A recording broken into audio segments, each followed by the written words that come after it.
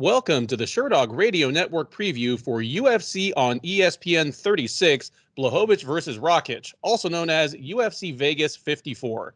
I'm your host, Ben Duffy of Sherdog.com. With me, as always, is Keith Shillan, the executive producer of the Sherdog Radio Network. It's always showtime at Bet MGM Sports. You can make your first bet risk-free up to $1,000 when you sign up with the code Sherdog. Don't let another game day go by without having the ultimate sports betting app in the palm of your hand. Discover non-stop excitement with Bet MGM's state-of-the-art technology and dozens of betting options, including live wagers, props, parlays, and much more. No matter what your favorite sport is or how you like to wager, find out why there's nothing like getting a W at the king of sportsbooks. Use the code SHERDOG and make your first bet risk-free up to $1,000. Download the BetMGM app and sign up today. Visit betmgm.com for terms and conditions. 21 years of age or older to wager. Arizona, Colorado, Washington, D.C., Iowa, Illinois, Indiana, Louisiana, Michigan, Mississippi, New Jersey, Nevada, New York, Pennsylvania, Tennessee, Virginia, West Virginia, or Wyoming only. New customer offer. All promotions are subject to qualification and eligibility requirements. Rewards issued as non-withdrawable free bets or site credit. Free bets expire in 7 days from issuance. Excludes Michigan disassociated persons. Please gamble responsibly. Gambling problem? Call 1-800-NEXT-STEP in Arizona, 1-800-522-4700 in Colorado, Washington, D.C., Louisiana, Nevada, Wyoming, and Virginia. Call 1-800-270-7117 for confidential help. In Michigan, 1-800-GAMBLER. In Illinois, Indiana, New Jersey, Pennsylvania, and West Virginia, or 1-800-BETS-OFF in Iowa.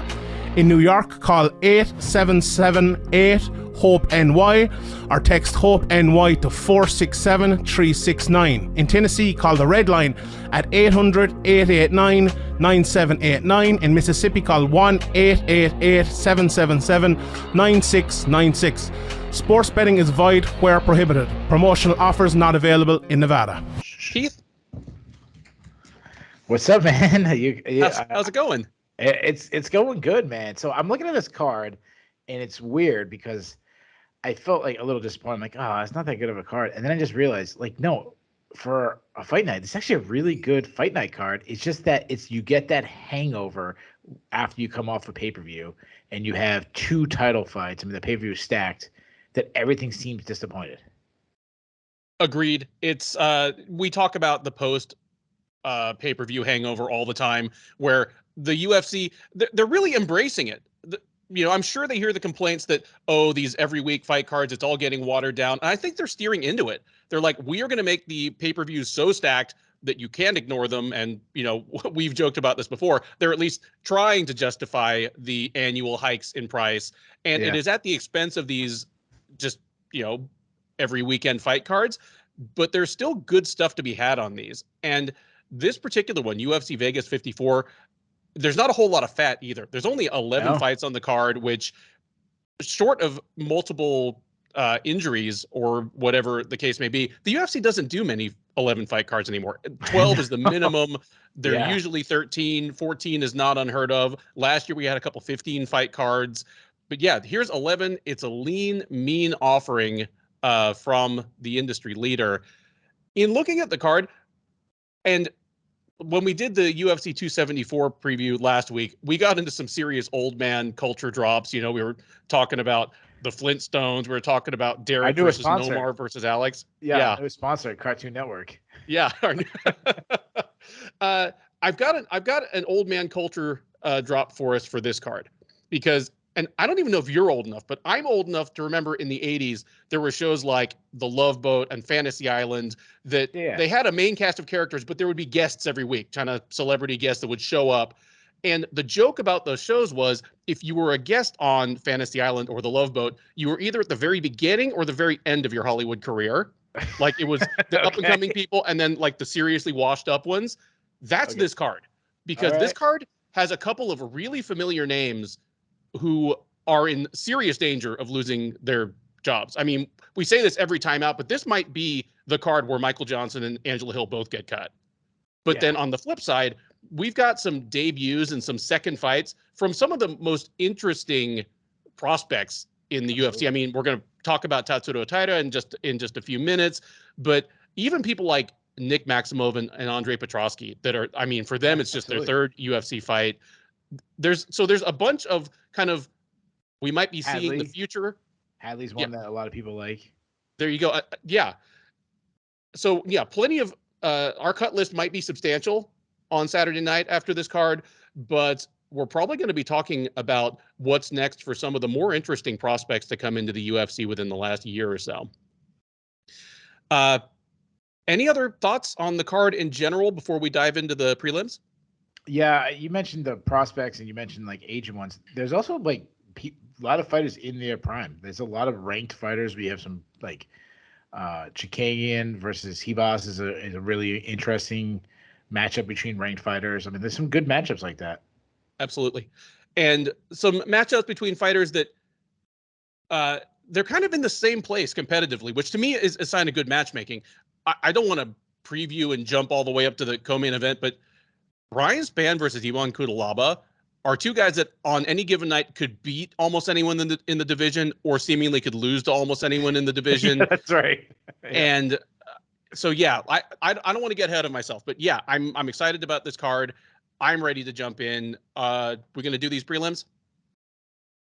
We head now to the middleweight division. It is wrestler grappler versus wrestler grappler. It is Tough versus Dana White's Contender Series. It is Nick Maximov versus Andre Petroski. Maximov, the 24-year-old Nick Diaz disciple, is a perfect 8-0 in his mixed martial arts career. He is 2-0 since joining the UFC out of the third season of Dana White's Contender Series, where he appeared on short notice and at heavyweight against Oscar Cota. Since then, he has beaten Cody Brundage, whom he defeated via unanimous decision at UFC 266 last September, and Puna Soriano, over whom he took a split decision at UFC Fight Night Hermanson versus Strickland this February. He'll be taking on Petroski. The 30-year-old New Jersey native is 2-0 since joining the UFC as a veteran of Tough 29. His only professional loss was to Aaron Jeffrey at LFA 93. Since then, fought his way through Tough, debuted at UFC on ESPN Barboza versus Chikadze last August, which was the de facto Tough 29 finale. There, he beat up Michael Gilmore very badly for 2.5 rounds before finishing it in the third with ground and pound. Then came back and beat Yao Zhang Hu via third round submission at UFC 267. Despite the roughly similar career paths and roughly similar professional experience, Maximov is the biggest favorite on the card, at least as the early lines seem to put it. You know, make sure to look at the most up-to-date lines. But as of right now, Maximov out there around -270, -280, Petroski +235 or so as the underdog. Keith, you shook your head a little bit at that. Having spoken to you, I mean, we've previewed both of these fighters, both of their UFC fights together. I know that you feel pretty good about both of them as prospects. I would venture to say, especially Maximov, but both these guys seem to have some upside, and they're in a division where they're going to get every chance because middleweight is starved for anything right now. Who gets it done here and how? Yeah, so the reason why I shook my head is I do think the line is too big, and it comes out of a couple of reasons. One, they're both very inexperienced, especially Maximov. Like, he's very inexperienced, so that is a little bit of a question mark. The second thing is, like, Petroski's probably a little bit bigger than him, and Petroski's, like, Maximov wants to get the fight to the ground and wrestle. Petroski's a good wrestler. So was Brundage, and that wasn't an issue for Maximov, but Brundage took that out in, like, extremely short notice. Maximov has showed improving in his striking. Like, I actually think I think he's going to be one of these wrestlers that will have hands one day. I think I see it. He's so young. He can fight out of both stances. I like he hits hard, very boxing style, kind of a high guard defense. But make no mistake about it, his striking is to close the distance. He's a junior college national champion wrestler, which it seemed like junior college it really transfers over to MMA for some reason. That connection chains wrestling takedowns together. That's what I love. Well, that's what I see about him. He's never about that first shot. It's about the second and third, turn in the corner. He's got 3 submission wins on his record. But I mean, you look at the tournaments that he's grappling in. And only has 8 fights, so 3 out of 8 is pretty good actually. But I'm a little worried about his cardio. I mean, he's slowed down in fights, and that's going to happen when you press a heavy wrestling style. Everything's explosive. Now, Petroski, southpaw, has on the feet, I think his striking is actually pretty decent. He's got some tight boxing. He uses feints well. He hits hard, though defensively he's got some holes. I mean, he was hurt by Brian Battle on the tough show. Yozang Hu was landing on him more than you'd expect. And that's simply because he just lacks head movement. He's, he's standing right, kind of like big base to him, being a wrestler. But he's a great wrestler. What we've seen of his wrestling is good. Blast double, very good at like getting in, slamming, or like chaining to a single and running the pipe. Good at driving through the hips. The one thing I don't like, it's fun, so I like it as a fan watching, but if I'm like his coach, I tell him to stop doing this. He likes to lift guys up in the air, which is just a waste of energy. Like you just cut the corner is much better than lifting 200 pounds up and slamming them, which really doesn't have the effect when they hit the ground. But it's fun as a fan seeing that. Good top control. He does look to pass guard, which I like. Good back control. He likes like wrestling submissions. What I mean by that, like the head and arm triangle. Yeah, like the old the wrestling submissions. But he is a wrestler through his core. You put him on his back, he struggles. I mean, Brian Battle mounted him on the on tough. Excuse me. His lone loss, as we mentioned before, was a submission loss, which I don't like. And he also he started gassing out against Brian Battle, but to his credit, that was the thing we've been saying about him. His cardio, he's big, he's very muscular, very like Ryan Bader type body, where he's just got these big wrestler muscles. But I give him credit in his last fight against Hu. He dug deep. He was tired and still found a late submission, which is definitely I think speaks about his character and his I should say his character. That's probably not, but speaks of his willpower. Which was questioned coming off of tough.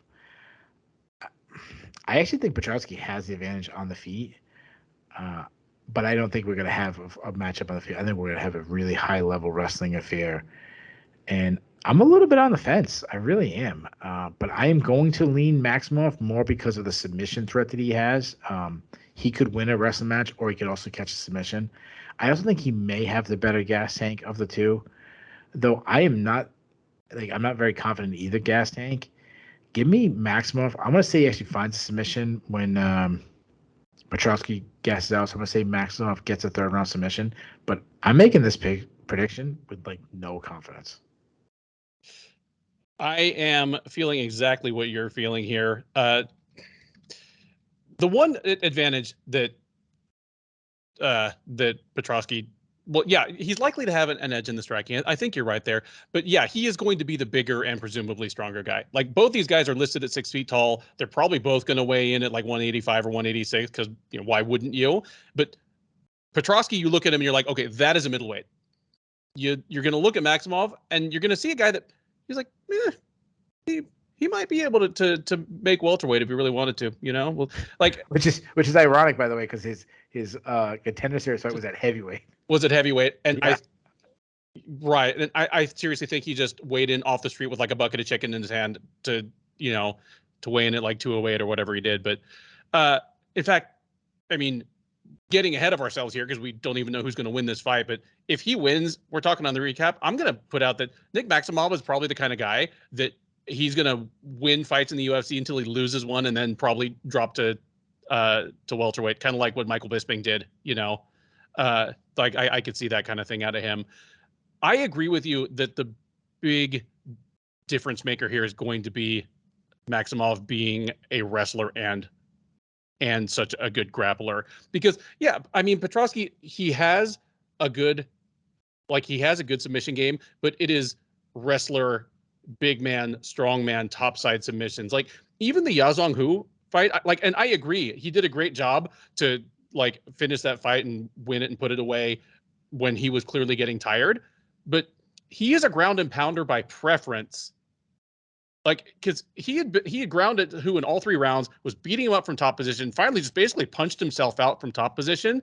And that's when he looked for the choke. He was like, okay, like, so that I don't just die here and get swept and lose this fight, I'm just going to lock up this choke. Because otherwise he would have been content to just continue punching who from top position. Against Michael Gilmore, that's what he did. I mean, he could have slapped an arm triangle choke on Michael Gilmore anytime after about the 2nd minute of that fight. I mean, that was a 10-8 first round. But by preference, he wants to ground and pound. Like, he will turn to a submission game, I think, when that's presented as the alternative. But I don't know if he's always going to be on top. Like, I think Maximov might be able to shoot and take him down. I think Maximov could certainly initiate scrambles, especially off the kind of high amplitude takedowns that Petroski likes to look for. Like, if Petroski shoots in, ends up turning the corner, taking Maximov's back standing, and goes for like a belly to back suplex, I bet Maximov keeps squirming and ends up on top. So yeah, just too many outlets for Maximov to win this fight. And Petroski really only has to make 1 or 2 mistakes or get tired. Whereas Petroski, to win his fight, is going to have to be really solid and consistent for 3 rounds and not get tired. That sounds like trouble to me. So give me Maximov by, I was going to say the exact same thing as you. 3rd round submission. Just Petroski gets tired or finally makes 1 mistake too many. Maximov moves to the back. We get ourselves a rear naked choke. How surprised are you with this matchmaking?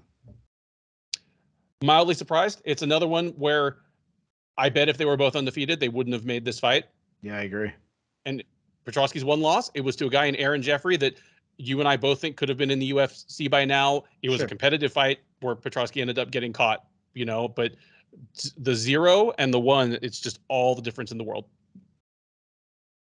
We'll kick things off at UFC Vegas 54 with a flyweight matchup between 2 debuting fighters in Tatsuro Taira and Carlos Candelario. Taira, the 22-year-old Japanese fighter, is a perfect 10-0 in his mixed martial arts career. As I mentioned, this will be his UFC debut, but he is the outgoing Shudo flyweight champ. He fought most recently last November, choking out Alfredo Moayad at Vale Tudo, Japan, which makes me happy to know that VTJ is still going on, 25 years on. Anyway, welcoming him to the octagon will be Candelario.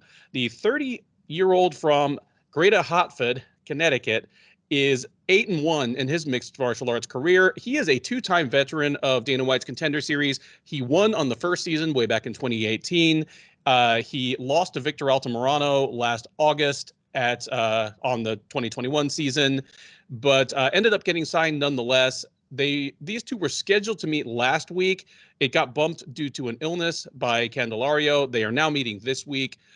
As far as odds go, make sure to go to betmgm.com and look at the latest lines. But as of about a week out from fight night, the early odds have Taira around a 2-1 favorite. He's around -200, even -220. Candelario around +175, +180. I'm going to kick this to you for your analysis first, but I am going to point out that we talk a lot of the time about the difference in hype and expectations between an unbeaten fighter and a once beaten fighter.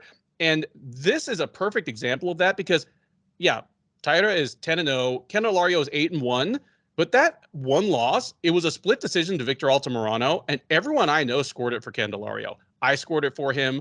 All 3 of Sherdog's official scorers that were doing the play-by-play that night scored it for him. Informally on Twitter, as I was kind of looking through, about 90% of people scored this for Candelario. Even with the fight being exactly the same, I wonder how different the perception and how different the lines would have been if Candelario were 9-0 right now coming into this. Yeah, I'm not saying he's would be a favorite, but I agree it would probably be a little bit closer. I bet they wouldn't have made this if they were both undefeated. Yeah, that's actually a good point too. They might not have. Now, yeah, Candelario's he got the contract based on the UFC thinking he won. Dana White thinking he won. I thought he won too. I mean, it wasn't a robbery or anything like that. You can make an argument for him to lose, but Candelario is a guy that. Shout out to my fellow New England MMA media guys like Steve Domenico, Jarrett Kelly, Travis Lazat. they know I've been pumping Carlos Candelario as the guy from New England forever. It seems like for about 5 years now, I've been waiting for this guy to get in the UFC. It didn't help that he was out of the sport for like 3 years or something like that. And I am more. This was I thought it was a tough matchup to pick already, and I'm a little more worried because Candelario pulled out of the fight 2 weeks ago. I don't really know what happened. They say it was an illness. I don't know if it was an illness that he forced on himself. And what I mean by that is he's gone on record. Like, yes, he was out with a knee injury. He's also dealt with mental health type stuff, or I should say mental health, but the anxiety of fighting. He puts a lot of pressure on himself. I don't know if we had a little Tom Brady situation there. I'm not, just for the record, I'm not reporting that. I'm just, when you it's hard to give a guy the benefit of the doubt when you've seen him pull out of so many fights. But I was high on him for a reason. He's a southpaw with pretty good boxing. He has deceivingly long arms. He likes to lead with his, like, he'll be in the southpaw. He likes to lead with his left hand, his power length. He likes to throw that back rear punch a lot. Attacks with combinations. His best strike is his like fade back left hook counter. Targets the body. He can lose a little power because he loses his base a little bit. He kind of overextends. But actually, that's actually a theme on this card. There's 2 or 3 guys on this card that does that. He kind of almost like falls into his shots. Loose hips, man. He throws a lot of kicks. Loves his high kick. He is heavy on his front foot, which leaves him open to some leg kicks. He can battle in the clinch. He's a bigger flyweight. He might struggle to even make the weight class. But he got some good entries. Busy ground and pound when he's on top. The biggest issue about Candelario, besides in between his ears, is his cardio. The reason why the fight I thought was close with Altamirano is that he was fading in that fight. He faded late. Sure, he did take that fight on short notice, so we'll give him a little bit of a pass on that. Now, Taira, he seems uncomfortable on the feet to me with his boxing. Like, he stands up a little tall, but he's a good athlete, so he has like decent power, but he tends to throw single shots, kind of like trying to land the perfect shot. But the kicking game is pretty good. Lots of kicks. Really steps in his calf kick. He's a taller, longer guy. It's funny they say Candelario is big for the weight class. Like, so is he. Candelario is thicker for sure. Thicker, yeah, but like Taira, I think Taira is taller. Yeah. But the one thing about his kicks, like, he throws naked leg kicks. He's open to counters, but he is really good on the ground. He's a good grappler, not a wrestler, but like a slick jiu-jitsu practitioner. Some super slick back takes. He's got 5 subs on his record. So this is a really tough one. I like both guys. I really think both guys are good additions to the UFC. I think Candelario is the better boxer. I also think he might be the better pure wrestler. Candelario, I think, is a little bit of an underrated wrestler. But Taira is a legit submission threat, should have the cardio advantage, which I could see him getting a submission late, especially if Candelario hits the wall like he kind of did against Altamirano.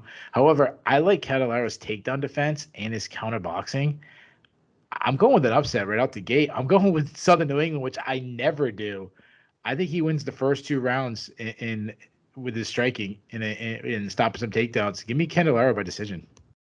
Ha! I thought that you were going to be the square. I never thought you were going to pick the New England fighter by upset to open this card, but make it 2 for 2. And the thing is, I think Taira probably has a higher ceiling in the UFC in general. I mean, he's still just 22 years old. While his game is surprisingly well-rounded for as young as he is, I mean, he started taking amateur fights at age 16, and he fought like 10 amateur fights in a year before he turned pro. So he's really done things the right way and, gotten a ton of cage time for such a young guy. But physically, he's still a work in progress. He's tall and lanky, but he's not grown into his physical strength or power yet. You already said it about his striking. He has good tools. He uses his length well to, he throws long kicks. When he does open up his hands, his punches are long and straight. But he's really impressive on the ground. It's surprising kind of how patient and methodical he is on the ground.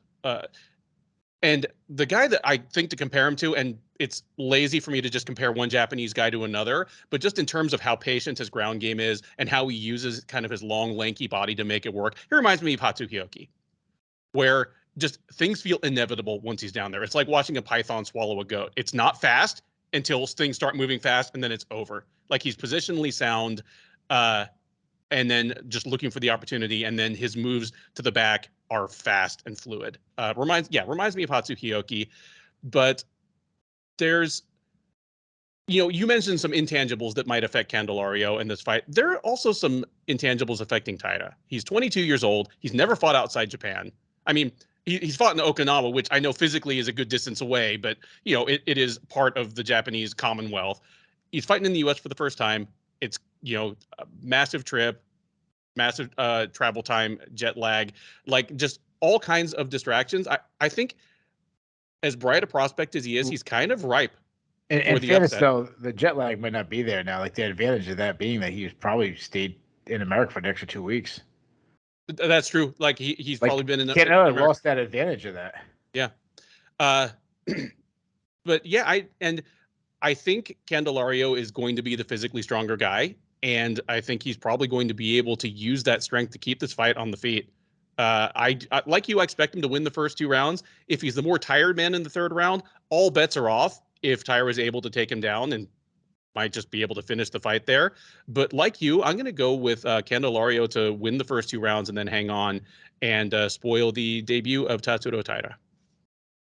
Next up at UFC Vegas 54 is a matchup between 2 former Invicta strawweight champs who have met with mixed results since they've crossed over into the UFC. It is Virna Jandiroba versus Angela Hill.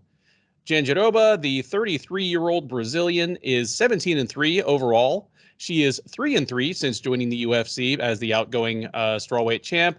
She has lost to Carla Esparza, Mackenzie Dern, and Amanda Ribas. She has beaten Mallory Martin, Felice Herrig, and Kanako Murata. The most recent of her fights, the loss to Ribas, was last October at UFC 267. She will look to bounce back from that loss against Hill, the 37-year-old DC area native fighting out of San Diego, is 13-11 overall. She is 7-9 in the UFC. She is on a 2-fight losing streak. Those 2 against Tisha Torres and Amanda Lemos. The most recent of those, the Lemos loss, was at UFC Fight Night Lewis versus Dawkins last December.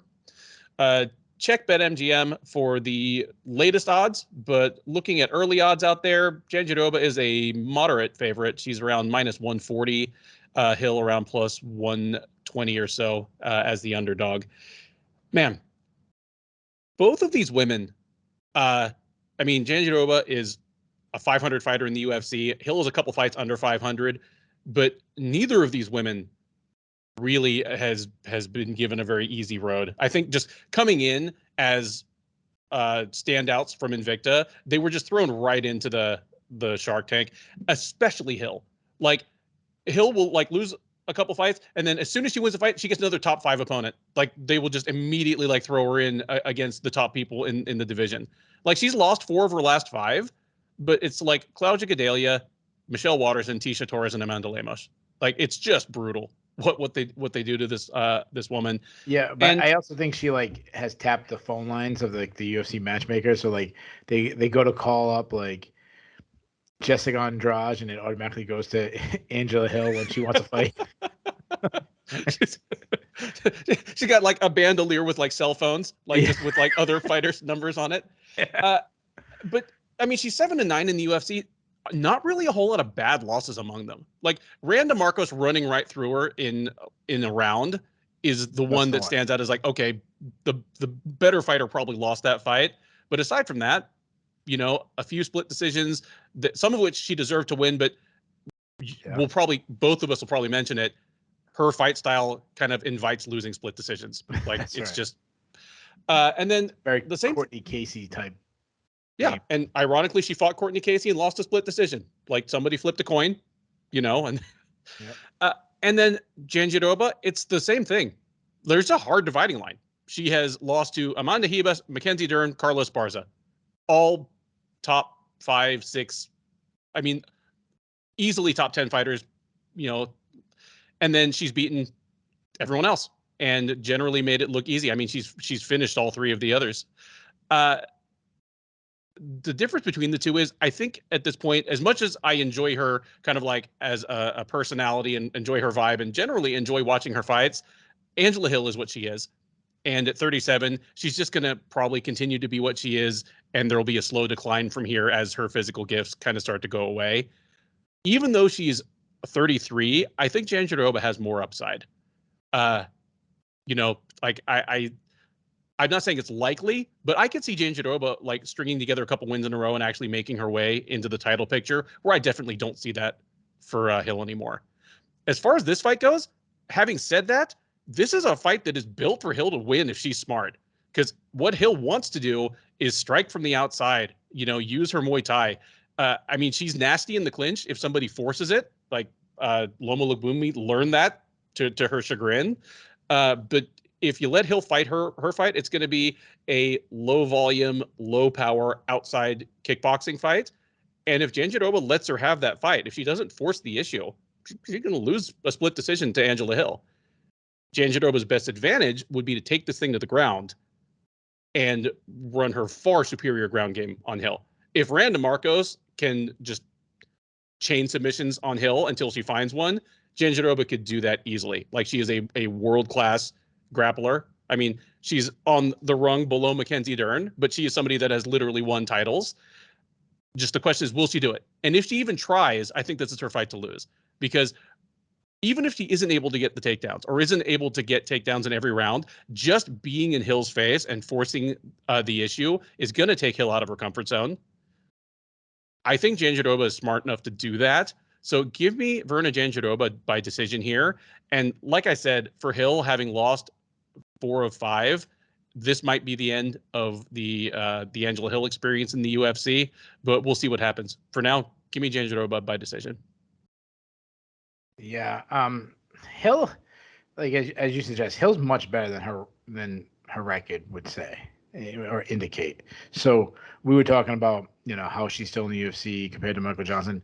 I view them completely different. Like, Hill is still competitive with the top fighters in the division. She's a kickboxer. She's got good footwork, good head movement.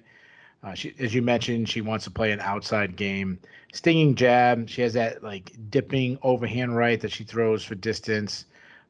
Sharp left hook, which she uses to keep her distance, or like a check left hook style. She showed that she can really attack the body. And going back to the Claudia Gadelha fight, that's a fight. Speaking of split decisions, a lot of people thought she should have won that fight. She can overextend herself on punches and leave herself to counters, though. In the clinch, you mentioned that's a strength of her Muay Thai clinch game, using framing and blasting with knees. Good at just creating that little bit of a distance she needs. Defensive wrestling, though, has always been the Achilles heel for her. She's been taken down in so many fights. You mentioned the Randa Marcos fight, Gadelha, Waterson, and then even going back to her last fight against Tecia Torres, I actually thought it was like one of her. Yeah, that was her last fight, Tecia Torres, right? I think it was like terrible. Lemos was after that one, but yeah. Like, oh, I'm sorry. So the one that I'm thinking of was Tecia Torres, which I thought she looked terrible in that fight. Now move over to Jandiroba. Let's talk about her striking. Her striking might be the worst striking in the division. She throws arm punches. She has no power. She really telegraphs her shot one punch at a time. I mean, she makes Paulo Esparza look like freaking Israel Adesanya. I mean, that's how bad her striking is. And the funny thing is, Jandiroba's striking is actually has improved since she joined the UFC. I mean, she actually, I know, like her last fight, she actually caught Ribas and tagged her and dropped her. But I think that was more of Ribas like waiting for like the takedown. It's like that, as you mentioned, like the Kevin Randleman punch on Mirko Cro Cop where you're expecting this shot and he lands something. And then after that, her striking looked terrible. But she's really good in the ground. You mentioned good entries. She's a BJJ black belt, strong top game, controls before submission, and is a legit submission threat. And you mentioned some of her losses like Mackenzie Dern and Carlos Esparza and Ribas. Ribas is obviously a fantastic athlete and not as tough a stylistic matchup, but Carlos Esparza and Mackenzie Dern is tough stylistic matchups for Jandiroba. I do not think that's the case, Phil. You said that this could be, depending on where it stands, it could be a good matchup, Phil. You give Hill a much better chance. I think this is a terrible stylistic matchup. I expect Jandiroba to take her down over and over and over again until she just wears Hill down and eventually just secures a submission. I'm going to say she does it in the second round. Alrighty. That is 2 picks for Virna Jandiroba to get things back on track on the UFC Vegas 54 prelims.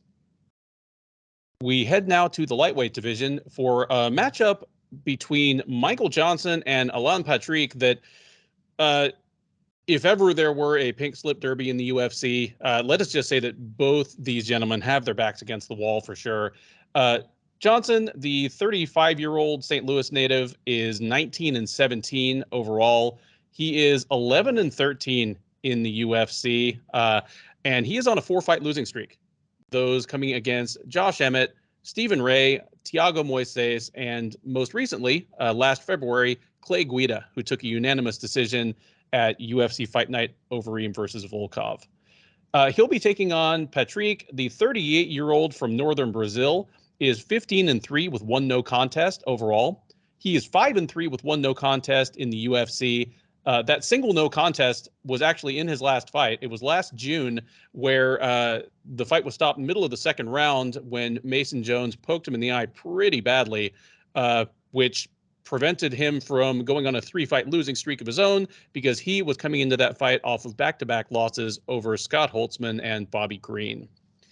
Odds on this one, again, early odds. Be sure to, check the most recent ones at Bet MGM. But Johnson is actually the slight favorite, -130. Patrick out there around +110. Man, I feel as though we have previewed enough Michael Johnson fights together that there's nothing different to say. We've been doing this for going on 2 years, together. We've both been watching and analyzing the sport a lot longer than that, obviously. But there's nothing different about Michael Johnson. His physical gifts, his skills are what they are. And at his very best, they're still impressive. I mean, he's 2 fights removed from really putting the licking on Thiago Moises for a whole round and then finding a way to lose in about 30 seconds when the next round kicked in. And if you want to encapsulate Michael Johnson's entire UFC run in one fight, there's an example. He was soundly outstriking a guy who, ended up breaking into the top 10 and actually fighting his way into the title picture before kind of hitting his crest, and then just fell into an Achilles lock in seconds after that. Dude, he beat Dustin Poirier. He didn't just beat Dustin Poirier. He knocked him out. He beat him about as bad as anybody has, other than Conor McGregor. Yeah. He thrashed him. He almost beat Justin Gaethje. He almost beat Justin Gaethje. Yeah. He was the first guy to outstrike Edson Barboza without wrestling him. Yeah. He hurt Khabib Nurmagomedov. He beat Tony Ferguson. I don't think he hurt. That was a Joe Rogan selling a moment. I don't think. You watch it with no volume, you won't even know. I challenge that. You watch it with no volume, you won't even realize what punch it was. If you watch it with no volume, then you miss out on the best part of the fight, which is Khabib talking to Dana while he's pounding the shit out of Michael Johnson. But yeah, I mean the difference between Michael Johnson's high career highlights and lowlights in the UFC is as wide as any other fighter in the history of the promotion. I mean, multiple top 5 championship level wins, and then just losing bad fights to Stephen Ray and Clay and Joe Lazan. He put on Joe Lazan too. Yeah, another one. Yeah. Allan Patrick is a little bit more of an interesting case because, on the face of it, he has some similarities to Johnson, a guy with remarkable physical gifts, a well-rounded skill set. Because the thing about Johnson is, he's a very good wrestler when he wants to be. He has a good offensive ground game, even if he has, albeit lapses of attention defensively. You can say those same things about Patrick. And similarly, he's a very streaky fighter. He will win 4 in a row, then lose 3 in a row. I mentioned the no contest against Mason Jones. That was the best way out for him because Mason Jones was beating him up good. He was on his way to losing his 3rd fight in a row. And he is now 38. He's had a couple of long layoffs due to injury. He's been gone for 2 years at a time, 3 years at a time since being signed to the UFC. So who's even to say that his physical gifts are not a ghost of what they once were. So I can understand the reasons that Michael Johnson is the favorite here. I just don't know which of these guys I trust less at this point. That's the real question. I think Michael Johnson's physical gifts are closer to prime than Petrik's are. But just his fight IQ has never developed. And any fighter who can make adjustments against him of any kind pretty much has him at his mercy.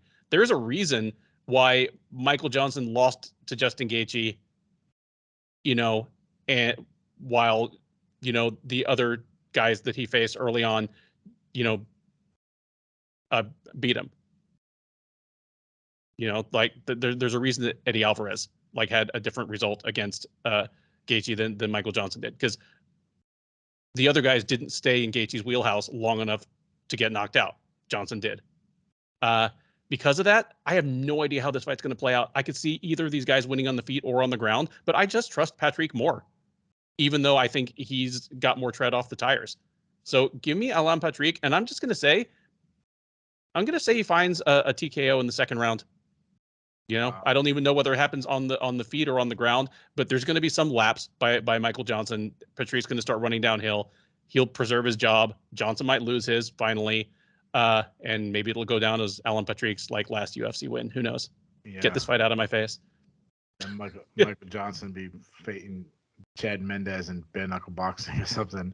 What's the most likely thing to happen in a Michael Johnson versus Allan Patrik fight is a no contest happens and we have to break this fight down again in a rematch, 4 months from now. Well, we can't cut him. It's a no contest. Yeah, it's a no contest. Michael Johnson, you said something he still has some skills. He does. He's a southpaw with deceivingly long arms. He's quick. He throws punches straight down the pipe. Will rip the body. He's shown power in the past, but in fairness, that really hasn't shown up since probably the Justin Gaethje fight back in 2017. He has a wrestling background, but almost never wrestles. He's a decent defensive wrestler, but he's got nine submission losses. So that's never good. I didn't spend too much time breaking down film of Michael Johnson. It is what it is at this point. Allan Patrik, this dude's 38, as you mentioned. Southpaw, he's a plus athlete. I'll give him that. He's got some decent pop in his hands. He throws punches from his hips, which kind of come from weird angles, kind of very similar to Davey Grant. He throws from weird angles, but he really telegraphs his punches, loads up on everything. He reaches, he overextends, leaves himself out of position. He'll almost knock himself over throwing these big haymakers.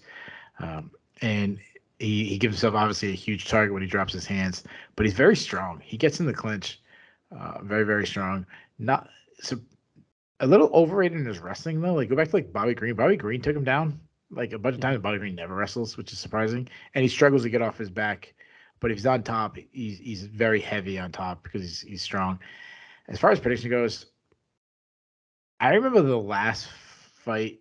Or last time we were breaking down Michael Johnson, I said I gave up on Michael Johnson. I just don't know why the UFC hasn't given up on him. He's lost 9 of his last 12 fights.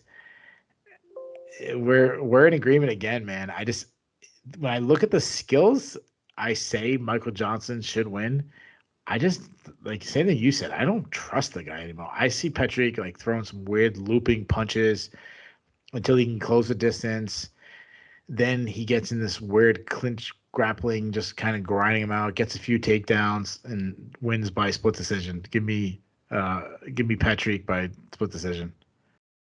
There you go. 2 picks for what, at least as of the time of recording, is a mild upset by Allan Patrik over Michael Johnson. Next up at UFC on ESPN 36 is a flyweight matchup between Viviane Araujo and Andrea Lee. Araujo, the 35-year-old Brazilian, is 10-3 overall. She is 4-2 in the UFC. Did lose her last time out. It was a unanimous decision loss to Katlyn Chookagian, who appears a little further up this card, last May at UFC 262 here in Houston.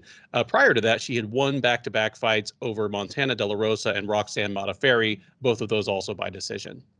She'll be taking on Lee, the 33-year-old Louisianan by way of Texas is 13-5 overall. She is 5-3 in the UFC. She is on a 2-fight win streak, those coming against Antonina Shevchenko, whom she beat by second-round submission at that same UFC 262 event last May, and then Cynthia Calvillo, whom she beat into a corner stoppage between rounds at UFC Fight Night Holloway versus Rodriguez in November. Lee, looking at early odds, she is a slight favorite. She's minus 120, minus 125 or so. Araujo available at even money, plus 100 out there. But yeah, do go to betmgm.com and look at the latest lines. Keith, frankly, high stakes matchup in a flyweight division that is desperate for anybody to step up and present themselves as a contender for the other Shevchenko sister. Who gets it done here and takes an important step forward? Yeah, I'm glad you mentioned that. I think this fight should be much higher on up the card. I mean, it's a very interesting battle. It's very equal, and the winner be really propelled in a big fight in the next fight. I mean, like I could see the winner of this fight being like a title eliminator fight or something like that, number one contender type fight next. So, Andrea Lee she's a high volume striker who's an out striker. She likes to work from the outside, throws straight punches down the pipe. She looked really good in her last fight against Cynthia Calvillo. Her jab was like on point. The thing about her striking though is she lacks power. Like she doesn't hurt. She just scores points and wins. A lot of kicks, teep kicks, and she's a good wrestler. Like she's gotten takedowns in 5 out of her last 8 fights, which was not like the scouter report on her. She was supposed to be a kickboxer, and she's winning wrestling matches and winning scrambles. But I actually think she's as good as I just said. She got like 5 takedowns in her last 8 fights. On the flip side, she's a weak defensive wrestler. She's been taken down in 7 out of her last 8 fights, which is not good. And she really struggles to get back up. But that wasn't the case in her last fight, where she looked really, really good. Now, Araujo, she's a striker who could fight like both southpaw and orthodox. She's a counter striker. She's fast. She's athletic, explosive, pretty elusive movement, good footwork, can move laterally. She does really good at drawing out her attacks drawing out her opponent's attacks so she can counter strike with feints. She goes down to the body, which I like. Good kicks, though she doesn't really check leg kicks. Jessica was actually having some success with the leg kicks, and that's that loss has not aged well. But we think of Araujo as a striker. She's a really good grappler herself. She's good entries, good wrestling. She's gotten takedown in 5 fights out of 6. Heavy top pressure when she's on top. The thing that worries me about her, and if she doesn't fix this, it's going to be a problem. She slowed down against Jessica Eye. Even a fight like Montana De La Rosa, where she was way ahead, she slowed down. So as far as prediction goes, Lee looked so great in her last fight. But I've been on Araujo for a while. I really like her. I think she's super fast. I think she kicks out the legs of Lee. And I think that she's going to be the one to actually win the grappling. I think she's going to get the takedowns. I think she's going to have the top control. Give me Araujo by decision. Okay, so that is twice so far in 3 fights we've discussed where I figured I'd be the one jumping on the slight upset and kind of leave you in the dirt. But I'm with you here. And this is going to sound like I'm an Andrea Lee hater and, trying to discredit all of her wins. But, she's on a 2-fight win streak. But taking advantage of Antonina Shevchenko on the ground, I mean, the hugest difference between Valentina Shevchenko and Antonina Shevchenko is that Valentina Shevchenko is an incredible ground fighter, and Antonina just is not. She's just not good on the ground. And then, she walloped Cynthia Calvillo, but to me, that is as much a reflection that just Calvillo doesn't seem to have anything anore. Like she's really, really declined from when she was one of the more promising people in the division.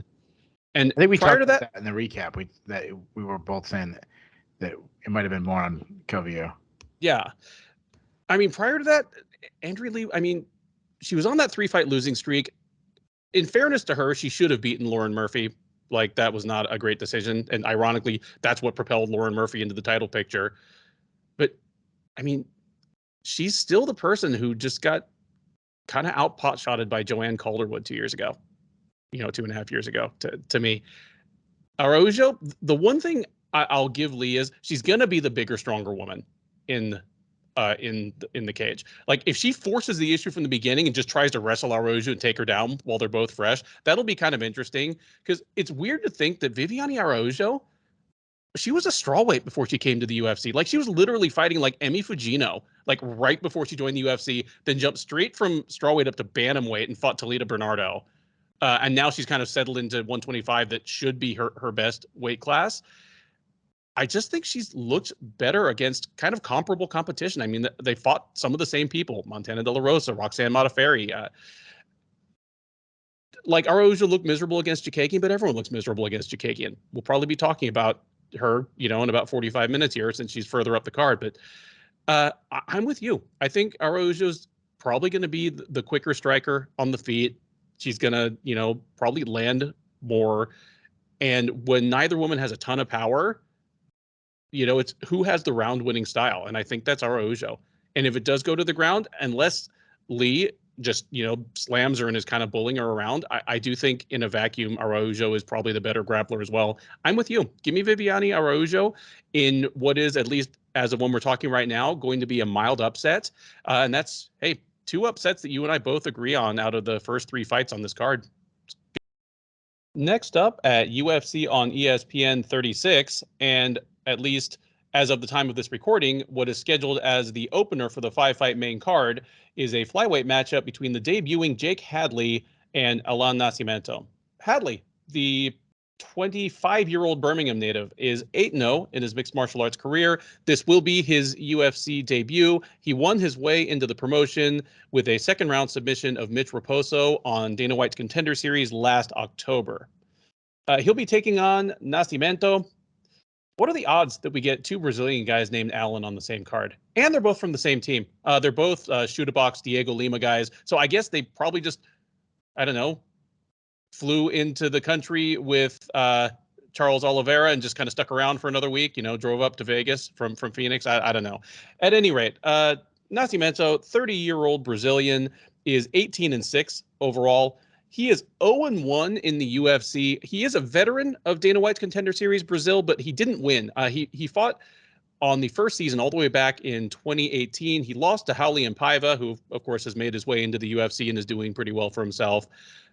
Went back and won a fight in Brazil, then got signed to the UFC, ended up debuting against Tagir Ulanbekov at UFC 267 last October, losing by split decision. He will get a chance to pick up his first win in the octagon against Hadley on Saturday. Early odds do not favor him to do so. Make sure to go to betmgm.com to check for the most up-to-date odds. But the early lines have Hadley as around a 2-1 favorite, like minus 200, minus 205. Nascimento around plus 175 on the comeback. Keith, Hadley is another undefeated prospect, another undefeated flyweight prospect, no less, joining the UFC here. Do you see a lot of upside in this guy? And how do you feel this fight goes? I like upside in both these guys. So if you check the betting lines right now, whenever you're watching this, and see if it changed, because it might shorten up. Like I think Nascimento shouldn't be that big of an underdog, and that's not a knock on Hadley. I like both guys. I really do. The thing that I'll be watching for is the weigh-ins, because Hadley missed weight his last fight for the Contender Series. So I want to see if he makes weight this time. What I've seen of him, he's southpaw, very aggressive on his feet. He's marching forward the whole time, tight boxing, throwing straight shots down the pipe, going down to the body, busy jab. He does this weird, like against Mitch Raposo, he was doing this like pillaring, but he was doing this weird thing where he was turning he was trying to block a cross. And they were pointing out that it leaves him open to get attacked to the body. Like that's something, if I'm Nascimento, if he starts doing that, I'm going to start throwing. Like I'm going to throw a jab and then a follow-up kick on the same side to see if I can go down to the body. He also backs up straight on the center line, which I don't like. But he's got some hard body kicks. He's got some good entries in his wrestling, smothering top control, passes guard on top really well. You saw that against Mitch Raposo. weaker takedown defense, but I think that's not necessarily more of his style. Like he's so aggressive on the feet that he kind of walks into entries. But put him on his back. He showed off on the Contender Series and other fights in the past. Very flexible. I mean, he almost had a Gogo Plata on Mitch Raposo. Good subs off his back. He chained submissions together. Very promising looking guy. Now, Nascimento, a lot of experience, as you mentioned. The thing I don't like that he's only fought twice in the last 3 years. But like he's got some raw skills. He's a long, lengthy Muay Thai practitioner, straight 1-2 pipe shots down the pipe. He's got plus power, and that's from that like tall man strength. Throws a lot of kicks. Getting close, he starts looking to elbows in there. Like I'm not talking about like a clinch battle. I mean like in that John Jones Glover Teixeira range where he starts slicing up elbows. Good knees in the clinch due to his size. Gets him up there really easy. Weak defensive wrestler, but very similar to Hadley. Very flexible. He's got 9 subs on his record. Very, very active off his back, similar to Hadley. Hips always moving. Loves throwing up submissions off his back. Easily gets triangles because of those long legs. He will like roll under for like a heel hook or some kind of leg lock. But the one thing I don't like about when he's on the back is he doesn't look to sweep. He likes looking for subs off his back. So this is a fantastic matchup. I love this matchup. I'm really, really intrigued. The winner of this one is probably going to skyrocket up my rankings and kind of how I feel about them. I think we could have some really fun exchanges on the feet between the kickboxing style of Nascimento and the pressure boxing of Hadley. But I think we're going to get some really fun scrambles. I'm leaning Hadley because he's the better offensive wrestler, and I will favor the guy that's most likely going to be on top, especially if Nascimento does not look to sweep. But I do not have the confidence that the betting lines do right now. So give me Hadley by decision in a fight that I'm a little bit on the fence. You know, I'm glad you kind of pointed out that, and again, check the most up-to-date lines because there's every possibility that this will not be a 2-to-1 line by the time Fight Night rolls around. But almost the same thing I was saying about the card opener, the Tatsuro Taira versus Carlos Candelario thing. There's a certain cachet that comes with being undefeated. Like it leads people to, I mean, sometimes overestimate you because it's hard to envision something happening until it does. Like just, think of Lyoto Machida. Like it was just impossible to picture how somebody was going to beat him until somebody actually did. Here, I am high on both guys. I mean, Nascimento has a couple of losses, and in fact, he has a couple of recent losses, but they're all to good people. Like Yuki Motoya is a good fighter. Raulian Paiva is again in the UFC winning fights, and then Tagir Ulanbekov, he's a top 15 flyweight. Like these are all like very good fighters, and none of them have run through him. Like all 3 of his losses, he's like 3-3 in his last 6 fights. All 3 losses were by split decision. I like. I like Hadley as a prospect. All the film on him is really intriguing. He has kind of like the same I said about Taira. He has an impressive array of offensive weapons, for a guy that's as young in terms of like in-cage experience as he is. But he does have some defensive lapses, especially on the feet, that are kind of begging to be exploited. And I think Nascimento might actually be the guy to do it. This is one of the wider lines on the card, but again, I'm going to call for the undefeated prospect to take his first L at UFC Vegas 54 on Saturday. Give me Allan Nascimento and give me Nascimento by decision. I think he'll be able to score on Hadley on the feet. I think when this thing goes to the ground, it's probably going to be a whole lot of fun, but I don't see an enormous advantage for either guy once it's down there. The fact that Hadley missed weight for his Contender Series fight does concern me as well. I mean, obviously he might miss weight, but if he makes weight, is he still having an unmanageable cut to get there? And is Nascimento going to be the stronger guy in the 3rd round because of it? So give me Nascimento in at least what looks like now would be a fairly substantial upset in the main card opener. Next up, we head to the lightweight division, and it is a matchup between Frank Camacho and Manuel Roberto Torres. Camacho, the 32-year-old from the Northern Mariana Islands, is 22-9 overall. He is just 2-5 in the UFC. So if you heard me during the intro saying there are a number of fighters on this card whose backs are against the wall, Frank the Crank would certainly be, one of those. He has lost 2 in a row. Lost back in 2019 to Beneil Dariush, no shame in that. Then got knocked out in just 41 seconds by Justin James in June of 2020.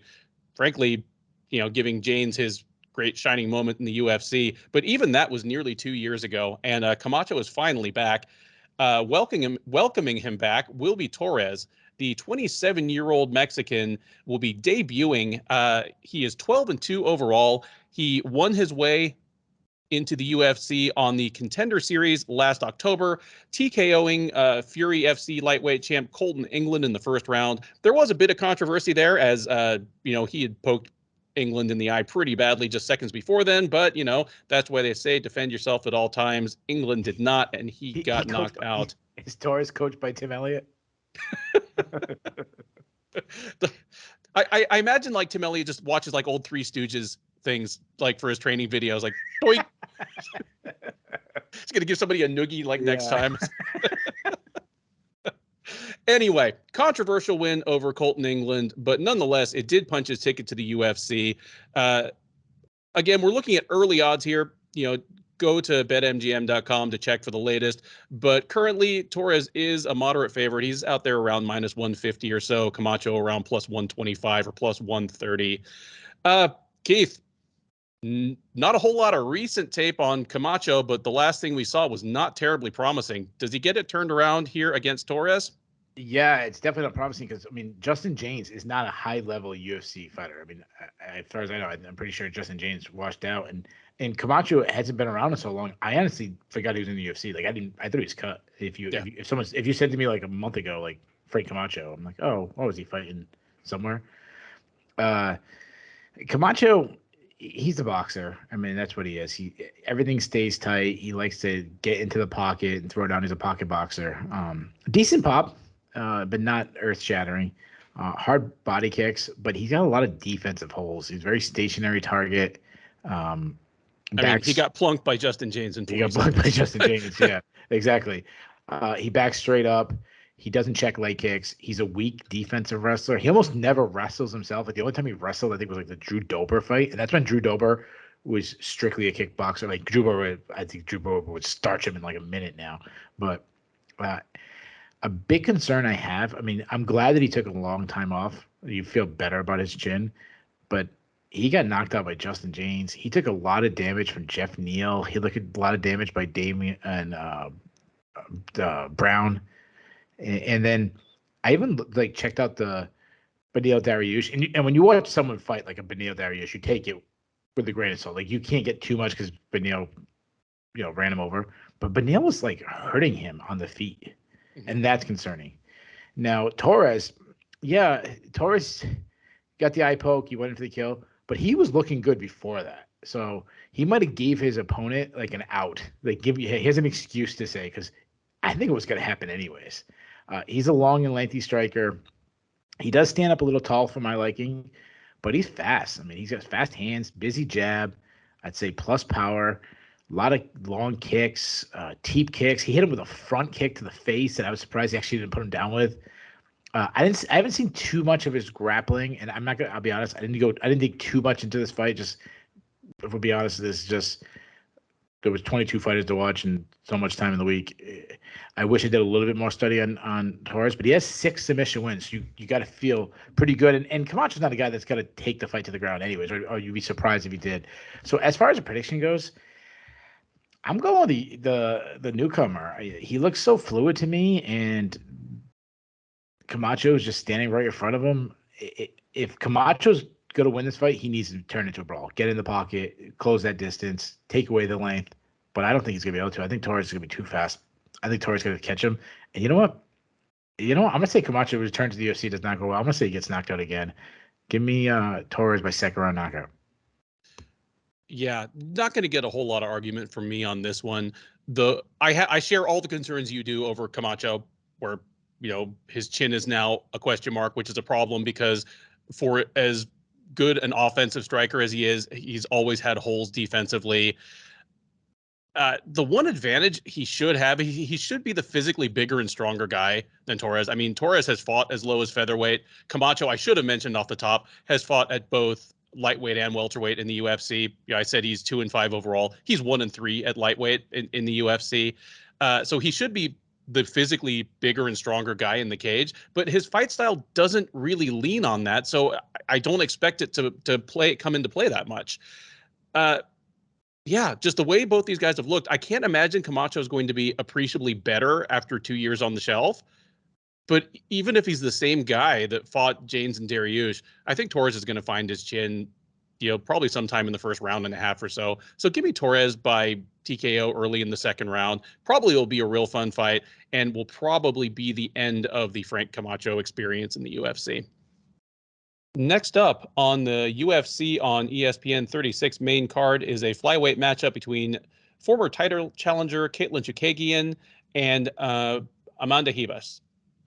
Chookagian, the 33-year-old, I believe, New Yorker fighting out of New Jersey.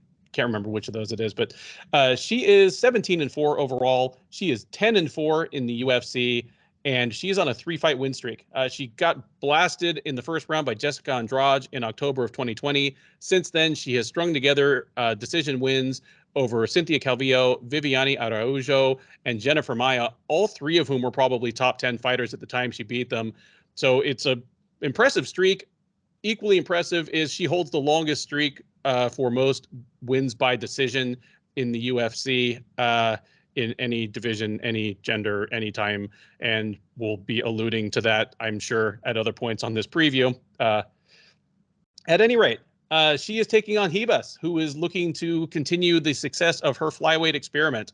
28-year-old Brazilian is 11-2 overall. She is 5-1 since joining the UFC as the former Jungle Fight strawweight champ.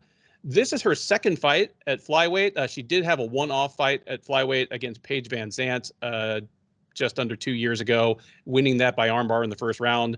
But, I mean, considering it was against Paige Van Zandt, it feels like a long time ago. Since then, she has lost to Marina Rodriguez by second-round TKO, and then most recently took a unanimous decision over Virna Jandiroba at UFC 267 last October. Odds on this one, the early odds are fairly close. Make sure to go to betmgm.com for the most up-to-date lines. But as of right now, Chookagian's about -140, -150. Ribas around +125 as the underdog. Keith, Katlyn Chookagian is the Western world's greatest exporter and strategic stockpile of Katlyn Chookagian fights. She's got an endless supply of them, and whoever else is in the cage against her, it turns into a Katlyn Chookagian fight. We get lots of key eyes, lots of jabbing, lots of jabs that fall literally 4 feet short of the person she's fighting against. Well, she's like, watching her fight, it's like watching someone playing a fighting video game for the first time, and they're just, trying to figure out how all the buttons work. So they're just like throwing jabs when they're across the cage. Yeah, like the first time me and my son will play, we're like, hey, no one attack each other. We'll press the buttons first so we know what to do. Okay, you know what you're doing? Okay, now let's fight each other. And then my 7-year-old son gives me an ass whooping. Like, here's the thing. It works. Who has she lost to? Like in the UFC, Jessica Ai in a split decision that was a super, super close fight. And Jessica Ai at the time was actually a top level contender. Then Valentina Shevchenko and Jessica Andrade. That's it. Yeah. Everyone else has been snake charmed. Like I, joke about the key eyes and throwing, front kicks and jabs at nothing, but nobody's doing anything about it. You can make the argument. You can make the argument that she uses, as a tall fighter, she uses her reach more effectively than anybody in the UFC because nobody tries to, like, maybe they're getting some sort of shockwave, some sort of wind from the punch that comes up short that makes them go, oh man, I don't even want any of that. Yeah, we don't. Imagine if, just when you're talking about this, I'm just thinking, thank God Katlyn Chookagian and Holly Holm isn't in the same weight class. Imagine they just didn't leave the corners. They just they're in the corners. They just stay there, throw punches. They can stay home. They can do the fight on Zoom.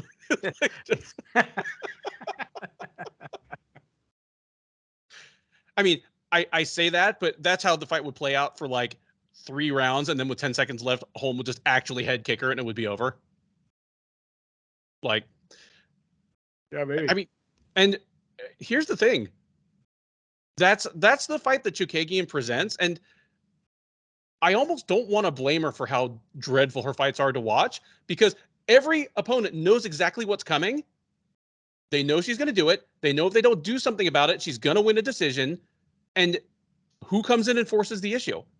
Like, almost nobody. And if they try, she has the skills to do things there. She's a very good grappler. And if people will force the clinch with her, she's mean in the clinch. She has that tall woman thing where she can knee people really easily.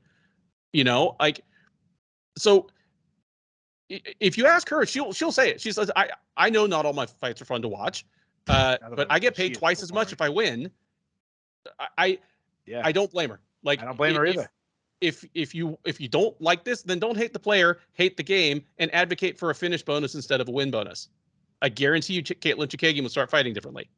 Katlyn Chookagian always, like, the argument of, like, I'll be boring and win. It always reminds me, like, why take the gamble? Like, I remember, like, when I was a kid, and teacher would be like, "Oh, what kind of test do you want? Do you want, like, fill in the blank?" And now no one wants fill in the blank, and everyone goes multiple choice, and I always go, "No, true or false?" And they're like, "No, multiple choice." I'm like, "Wait, so I can pick out 4 or 5 options instead of 2? I got a 50% chance, or I got a 25% chance?" And I don't know why I'm bringing this up, but that's how I got to feel like Katlyn Chookagian. Like, I'll take the 50% chance instead of the 25. Like, I can be more exciting, but I could lose that way. Yeah, like Katlyn Chookagian, she got a wedding to plan. She's got, like, Notorious B.I.G. music to listen to. She got no time to, like, miss out on her win bonus. Yeah, and that's a good point. Like, she doesn't take damage either. No, she doesn't take damage at all. And I mean, it's mildly surprising that the UFC re-signed her. The win over Maya in January was the last on her contract. Keith and I and just about everybody else in the space speculated, will the UFC let her go even though she's won 3 top 10 fights in a row? Will she go to Bellator? Will she go to I couldn't really go to PFL. All they have is a giant woman division. But the UFC re-signed her. So honestly, from a purely competitive purist standpoint, I'm glad the UFC did, because it sends a terrible message if you let probably your second or third best flyweight go just because her fights are boring. Like, again, don't hate the player, hate the game. She is picking up double paychecks just about every time out. I'm interested to see Ribas in this fight, because this is only Ribas' second fight at flyweights. And the first fight, I mean, Paige Van Zandt, the experiment was already almost over at that time. And Van Zandt was more of this, like, well, she's a lot like Ribas, like an athletic little ball of muscle. I want to know if Amanda Ribas can make her game work against actual good-sized flyweights. There are none more good-sized than Katlyn Chookagian. Because, yeah, Ribas is going to be shorter than a lot of these women. Like, she's listed at 5'4". Maybe that's right, but I wouldn't even be surprised if she was just a shade shorter than that. And she's gotten by on explosion, athleticism, and aggression. If she gets snake charmed by Chookagian, if she just is watching those pot shots from the outside and just watching herself lose rounds, we'll know something. Or if she tries to force the issue, if she comes at Chookagian, tries to get in the phone booth, and Chookagian is using footwork to just slip out the side, nail her with jabs, like giving her like teep kicks up the middle, we'll also learn something from that. If she tries to take Chookagian down and can't, we'll learn something from that. Those are all the things I'm interested to find out, because Ribas, if she can make this work, she's an instant title contender. I mean, honestly, if she beats Chookagian, it might be a title eliminator. What else are you going to do with her after she's beaten your de facto gatekeeper to the title? And instant contender, and she's already a star in the making.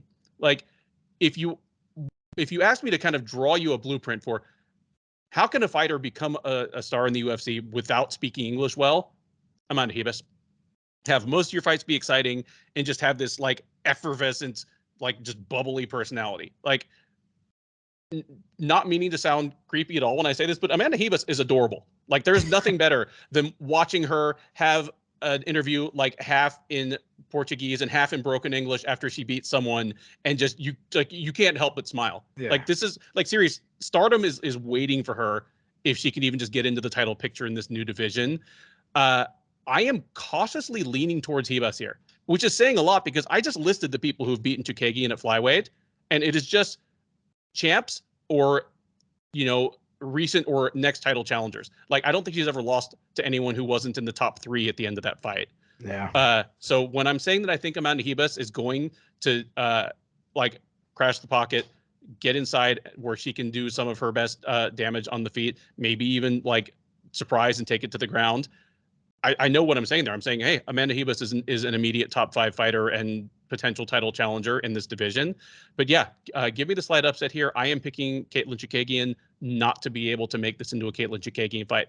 So it'll be a loss, but it'll be her most exciting fight to watch in a couple of years. Yeah, Katlyn Chookagian. Everything you say, I agree with. She's a long and lengthy fighter. She's huge for the division. She uses movement so well. She's the ultimate outfighter. Ultimate high volume, just throws punches down the pipe, busy jab. We often say that she wins in that like Holly Holm shadow boxing style where she's just throwing more so it looks good to the judges. She throws a lot of kicks. She even does that like Holly Holm side kick and kind of keep her opponent at bay. If you do crash the pocket, like the only person who was really successful at doing that was Jessica Andrade. But Jessica Andrade is the like anomaly. Like she's just built differently. She's the one person that can do that. But the thing about Chookagian, which makes her outstriking so successful, she is a like greatly underrated grappler. She can take the fight to the ground. She's one of the best grapplers in the division. Good entries, heavy top pressure. She only has 1 submission on her record, so she's not a big submission threat. Sure, it's hard to get submissions when you have a 15-minute fight and you slowly jog on the outside for 14 and a half minutes, but it works for her. She has a very like almost Andrea Arlovski deal with her where the fight's going to be super close, but she's going to win. Ribas, everything you said about Ribas, I agree. Like she's so like lovable. Yeah, like you don't think of words like hot. And I'm not saying she isn't attractive, but just the first word I think of is adorable. She's adorable. Yeah, I think of her like just like a sweetheart. Like she's like she's the person you want to like become your neighbor next door. Yeah. And like I just imagine like there's no way Amanda Ribas's like house doesn't have like beautiful flowers that she grew and like she's watering daisies and stuff, and she's outside like singing and watching birds, like right now Amanda Ribas probably found like a bird in her backyard that she's like nursing back to health, like or she's like a Brazilian Cinderella or something. She's talking to squirrels and stuff. I don't know. Anyways, to her actual fighting style, she's a fantastic fighter. She's very athletic.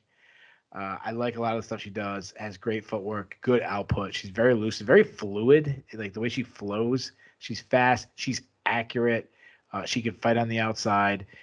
She's very good at keeping her distance with her footwork. Mixes in punches and kicks together super well.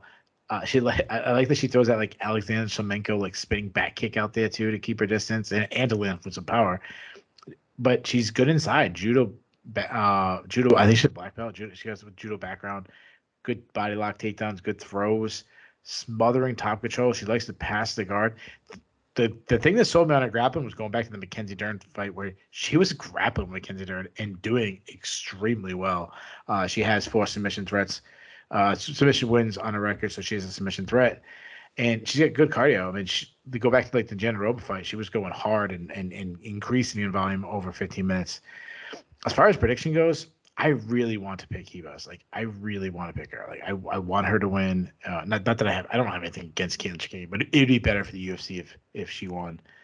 I really think she's the more skilled fighter. However, Katlyn Chookagian is so much bigger than Ribas, and she just has a way to win. And I'm just like, Michael Johnson's guy, like, I'm never picking him again. Like, Katlyn Chookagian's the one's like, I'm never not picking her. Like, yeah, there's certain people I'm gonna pick against her, but generally speaking, this like I'm sick of like picking against Katlyn Chookagian and her just finding a way to win. So I'll take Katlyn Chookagian is gonna she's gonna win a decision, and she's not gonna look like she like worked out. Like she's gonna win a decision over Ribas, and Ribas gonna be probably landing the better shots. But it's like a 5K. Like Katlyn Chookagian is like the girl who ran a 5K, but she ran it with like her fat friend. So instead of like going all out and finishing in like 25 minutes, she's like the fit girl who's like running next to her fat friend who's trying to lose weight. Or like the fat friend asked her to come with her, and she's running next to her friend, like encouraging her, and she finishes at like 50 minutes and didn't even break a sweat. She's like 2 drips of sweat going down, but she's like being nice to her friend afterwards. It's like, oh, he pushed me hard, and then she's got one hair out of place, but she finished at the finish line first because like Ribas signed up for the half marathon, and like that's why Katlyn Chookagian finished first, and then she's gonna win because of that. And no one knows what the hell I'm talking about. But that was a fantastic like analogy right there. No, so, it's terrible. So Katlyn 5K Chookagian is gonna. That's amazing. All right, we finally have some dissension once we break into the main card here. We head now to the bantamweight division for a matchup between dangerous Davey Grant and Louis, the Last Samurai Smolka. Grant, the 36-year-old Englishman, is 13-6 overall. He is 4-5 since joining the UFC out of the 18th season of The Ultimate Fighter, and he is on a 2-fight losing streak.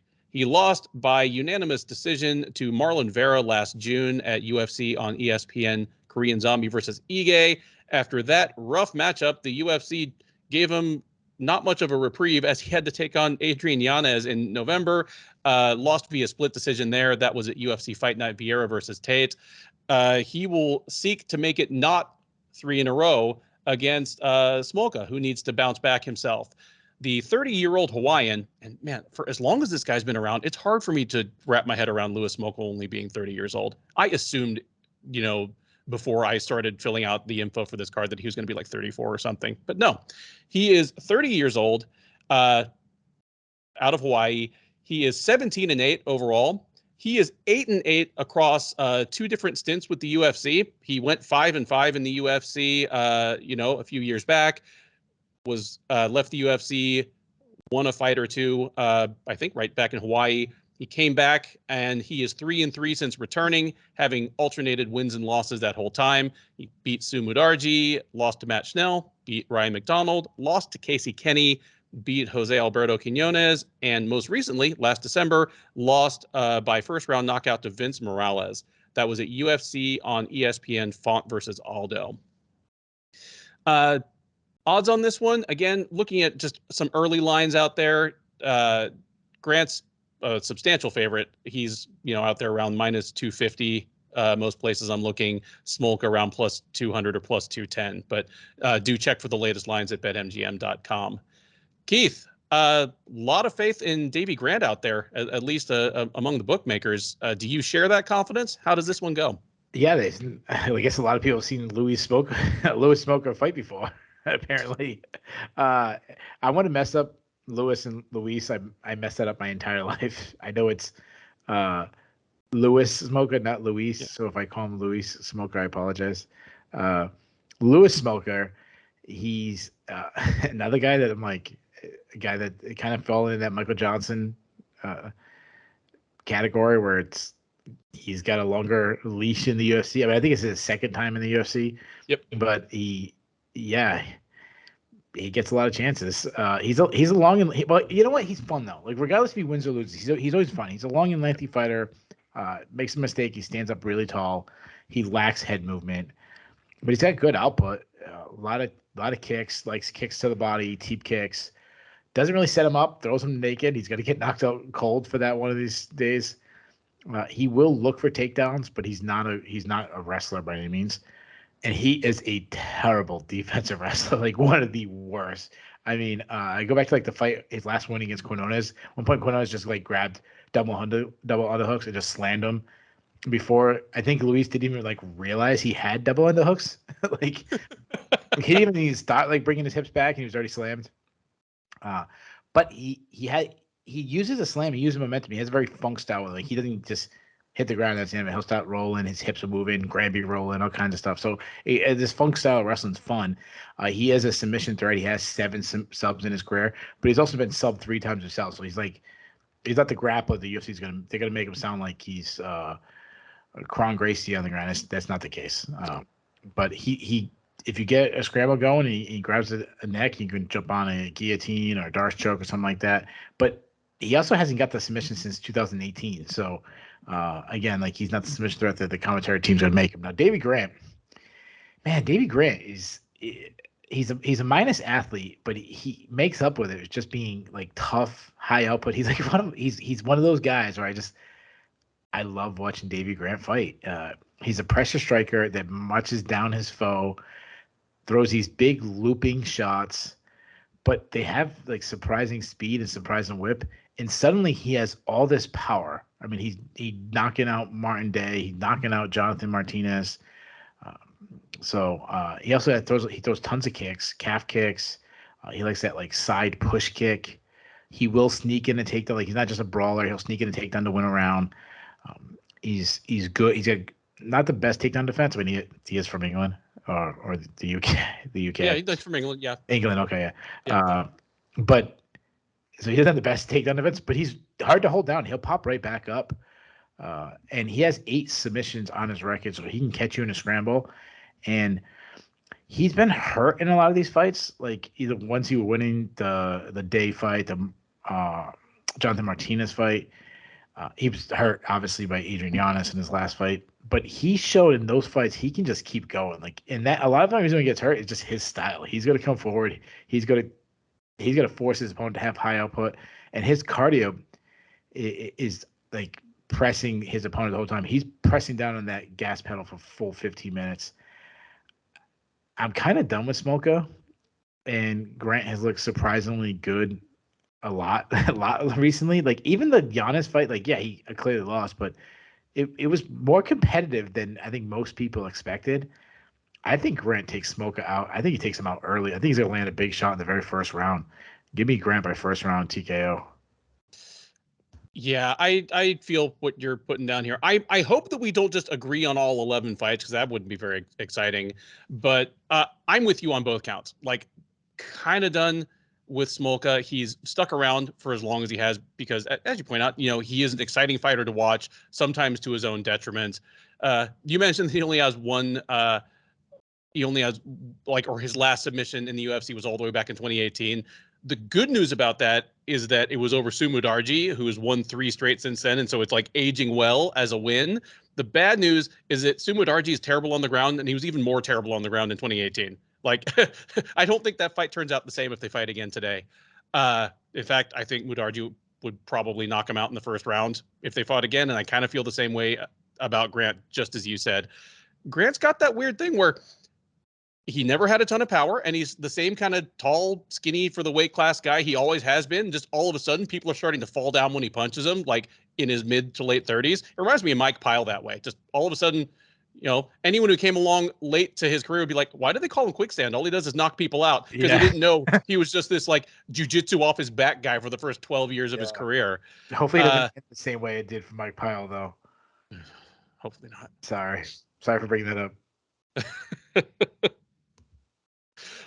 But yeah, give me Davey Grant to win this one by first round knockout as well. I think Smolka is going to give Grant exactly the fight that favors Grant the best. Just kind of a wild striking battle where Grant is the less wild of the two and the harder hitter, and that's just not going to end well for Louis Smolka. So yeah, that's 2 for Davey Grant by first round knockout at UFC Vegas 54. That brings us to the co-main event of UFC Vegas 54, a light heavyweight matchup between Ryan Spann and Ivan Cutelaba. Spann, the 30-year-old Texan, is 19-7 overall. He's 5-2 since joining the UFC out of the second season of Dana White's Contender Series, and as a former LFA light heavyweight champ, he is coming off a loss. He got choked out in the first round by Anthony Smith in the headliner of UFC Fight Night 192 last September. Prior to that, he had knocked out Misha Cirkunov in the first round at UFC Fight Night Edwards versus Muhammad last March. He'll be taking on Cutelaba. The 28-year-old Moldovan is 16-6-1 with 1 no contest. Overall, he's 5-5-1 in the UFC. He did win his last time out, took a unanimous decision over Devin Clark. That put the brakes on a pretty rough skid for him. Back-to-back first-round TKO losses to Magomed Ankalaev, one of them controversial, the other one not, and then a split draw against Dustin Jacoby. The win over Clark was last September as well on that same Smith versus Spann card, and the two now meet here. Early odds do favor Cutelaba. He is minus 190. I'm seeing out there. Spann around plus 150. But again, these are early. Make sure to go to Bet MGM and take a look at the most up-to-date odds by the time you're watching this. Keith, we talked a little bit off the top about how these are two guys who, in terms of physical prowess, in terms of, physical tools, in terms of skill tools, like individual things that they do well in MMA, these guys have top 10 upside, if not title picture upside, in terms of what they can do well. And it just all seems to fall apart, either unpredictably in the case of one man or kind of predictably in the case of the other. But I mean, it's not all bad. In kind of researching and getting my background information in place to do this breakdown with you, I find myself thinking, why do I think of Ryan Spann as a busted prospect? He's 5-2 in the UFC, and his only losses are to Johnny Walker, back when Johnny Walker was blasting everybody in the first round. Controversial. And yeah, controversial. Like, he got punched 12 times in the back of the head. It's the angriest I've ever seen Saif Saud, who is normally one of the most just Zen master coaches in the game. And then Anthony Smith, who, guess what? Anthony Smith's a top 5 guy and just a deadly finisher. One of the all-time kind of like low-key deadly finishers everywhere. Other than that, he's got good wins. He beat Devin Clark, beat Misha Cirkunov. Like, Clark was before his peak, Cirkunov after it, but they're not garbage wins. And the reason is, he loses fights that you think he should win, and fights that in many cases he was winning. Just things seem to fall off the rails for him, like at unpredictable moments for me. Like, just one strike just kind of distracts him, and he never like really recovers, never gets back into it. I can't really put my finger on it, because it's not, and it's a term I hate to use in talking about a professional fighter anyway, but I'm especially not using it here. When you say just, someone broke or they quit, it's not that. It's not like both of his losses have been first round blitzings in the UFC. It's not like it was late in the fight he was winning and he just gassed out and quit. Or it's not that he didn't have an answer between rounds and just could never make adjustments. Like, it's not that kind of thing. Just, he's had weird lapses. And even in the light heavyweight division, that we say this about a lot of divisions, but this division is certainly starving for contenders. You still need to string together a couple of wins in a row to get there. And that's always going to be tough for someone who just has, like, the wheels blow out at strange and random times, like Ryan Spann. Aside from that, everything else is there. He is a physical specimen.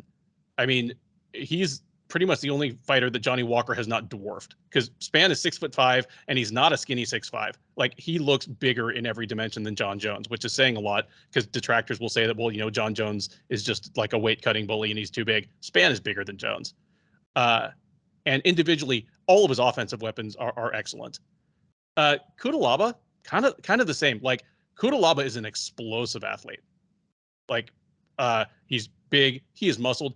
There must be something in the water in Moldova, because who are the Moldovan fighters in the UFC? There's Ivan Cutelaba, who painted himself to look like the Hulk at a weigh-in, and nobody laughed. Yeah, because he looks like the freaking Hulk. There's Alexander Romanov, who just, the biggest criticism of him is that he slams 260-pound people around the cage too much. Yeah. Like that. Like, if that's your complaint about somebody, that's a fucking athlete. And then there's Diana Belbitsa, who's like an outstanding striker and let's just say very fit looking. Like Moldovans. Yeah. Good genes going, folks. With Cutelaba, the problem is more certifiably between his ears. Yeah.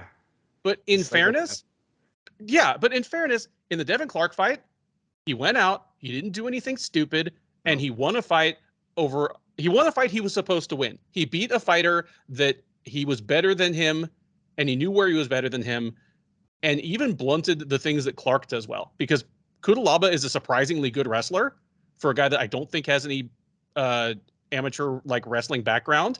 And against a good wrestler and a former college wrestler in Clark, he did fine. I think he has a Greco-Roman background. Okay, think so. That wouldn't surprise me. He's built like a Greco. Yeah. And Dustin Jacoby, even that, like the weird split draw kind of sours it, but it was heartening because he knew what his best route to victory was. Like, I think I picked Jacoby in that fight because I was like, you know what? Cutelaba's just going to hang around on the feet, be stupid, and Jacoby's going to knock his block off, or Jacoby's going to kick his leg so hard that by the time Cutelaba comes to his senses, he won't be able to take him down anymore. But no, Cutelaba took him down and absolutely thrashed that man in the first round. The reason it was a draw is because people were giving him a 10-8 first round.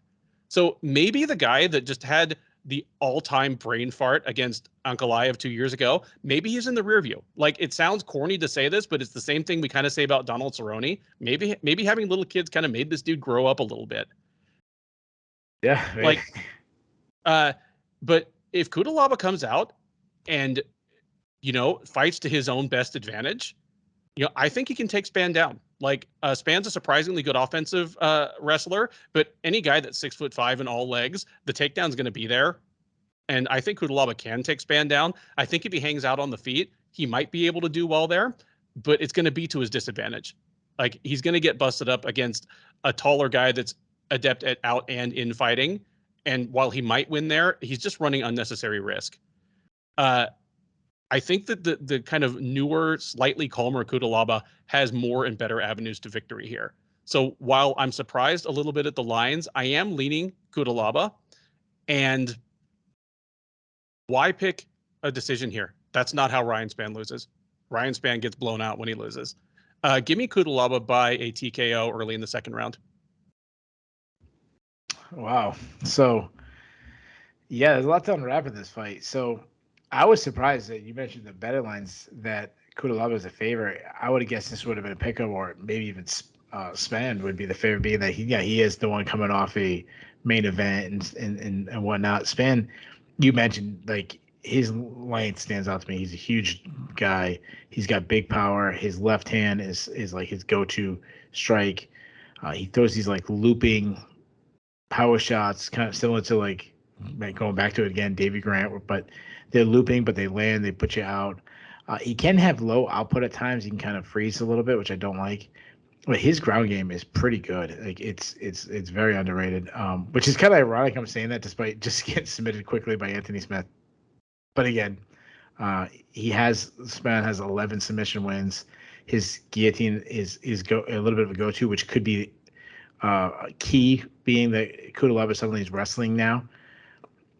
He almost stand like a standing triangle choke on Sam Alvey, but you mentioned it, like, he's won some really good fights, and then he had a split decision against Sam Alvey, which at this point in his career is not good. Now, Cutelaba, a boxer, really tight boxing, hits like a Mack truck.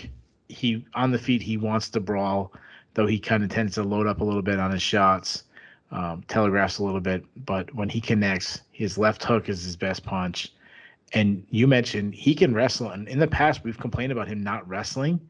Well, that's not the case in the last two fights. He got 8 takedowns against Devin Clark, who usually the guy who out wrestles people himself, and then he got 9 against Justin Jacoby in the last two fights. Now, that was me looking up UFC stats. Some of those could be Matt returns that he really shouldn't get credit, but the point in the UFC stats, that's what they're saying.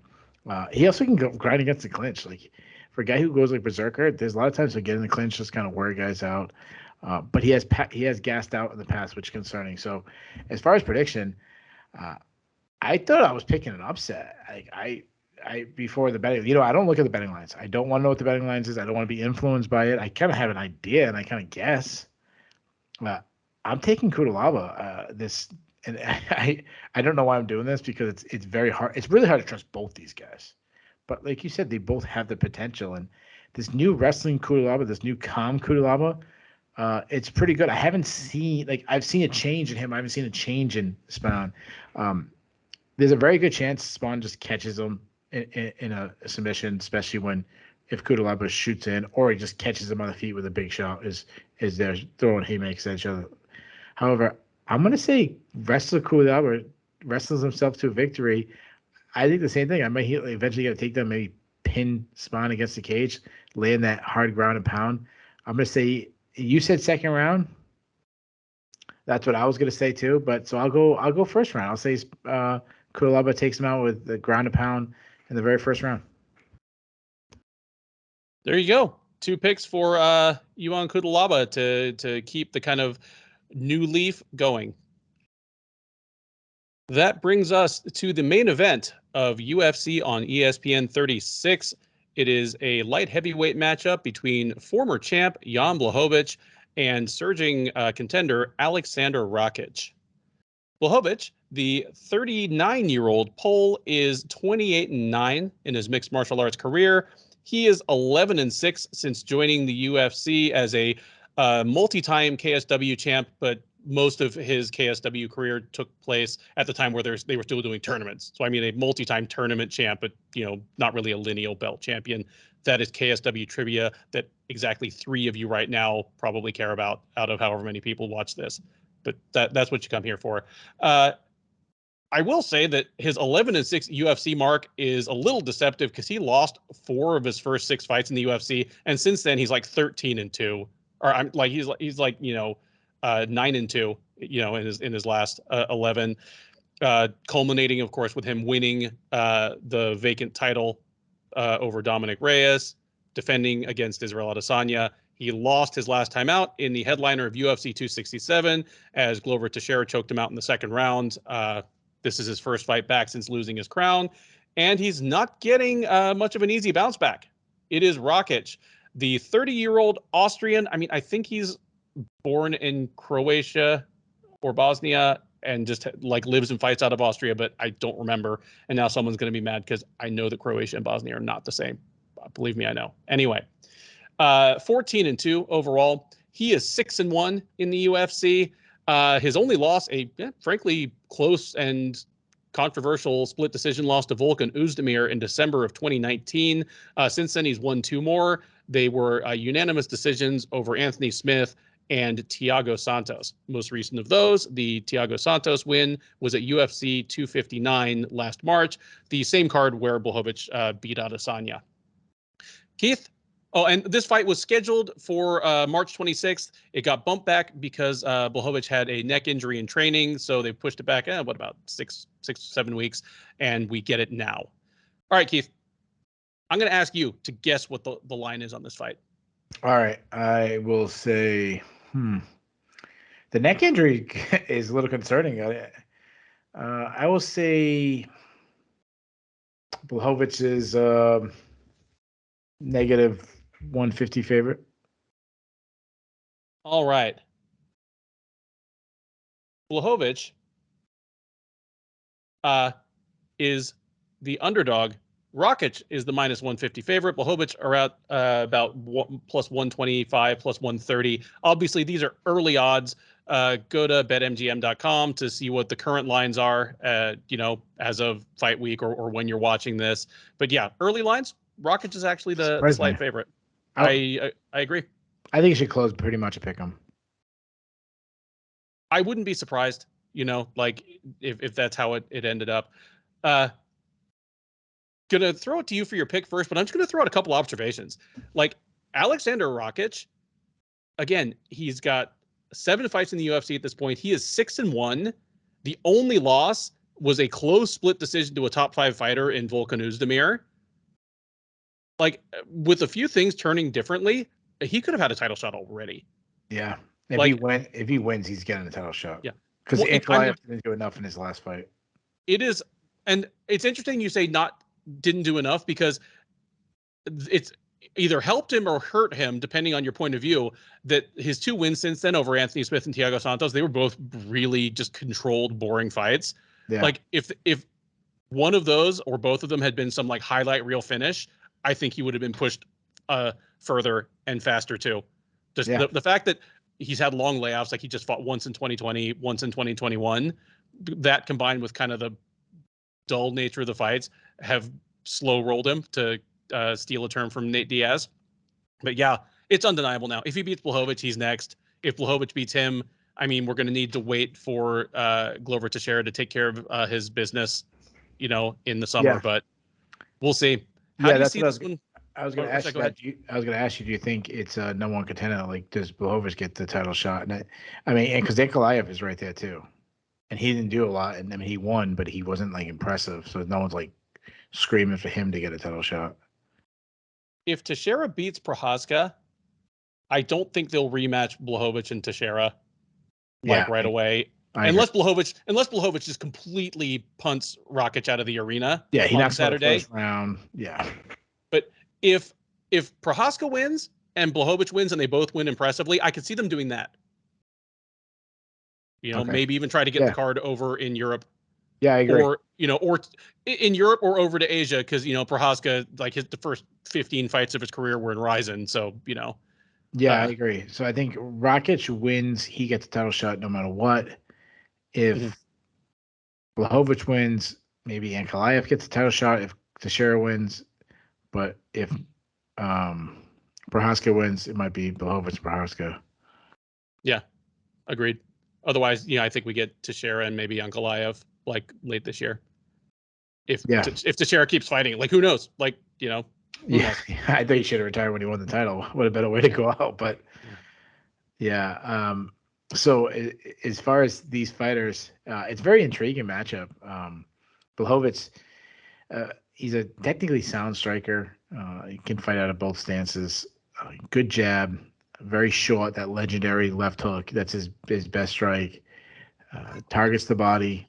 A lot of hand fighting, a lot of measuring. We saw that in like the Corey Anderson fight.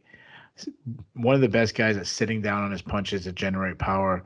Corey Anderson, Dominic Reyes, Luke Rockholds, they're all like really good examples of him generating like earth-shattering power. His kicking game is really the thing that he's added more recently that's so impressive. The Dominic Reyes fight is a perfect example of that. Calf kicks to the body.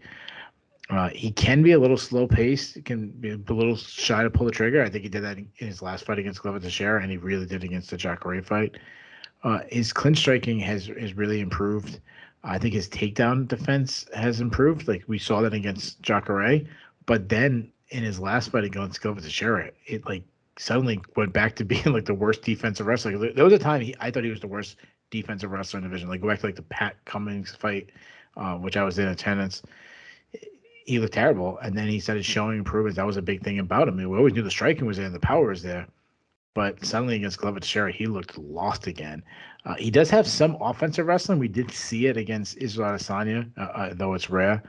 He has a Brazilian Jiu-Jitsu black belt and did like submit like Nikita Krylov, but he was dominated by Glover Teixeira, and he ultimately I can't remember he submitted, right? He submitted him, right? Got choked out in the second round. Yeah, I couldn't remember if it was a submission or a ground and pound. He just looked lost in the ground in his last fight, and now, so I'm really confused with him heading into this fight. Like, what do we have? Because I was starting to change my opinion on him, and I was never that high on Jan Blachowicz, but then I started to come around on him. Obviously, when you win the title, that does it,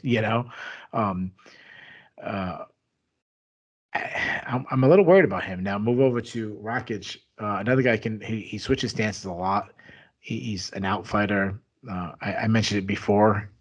He has a very Peter Manfredo boxing style where he uses one hand, he uses his left hand to gauge distance and measure, and then the right hand is always like locked and loaded, ready to explode when there's an opening.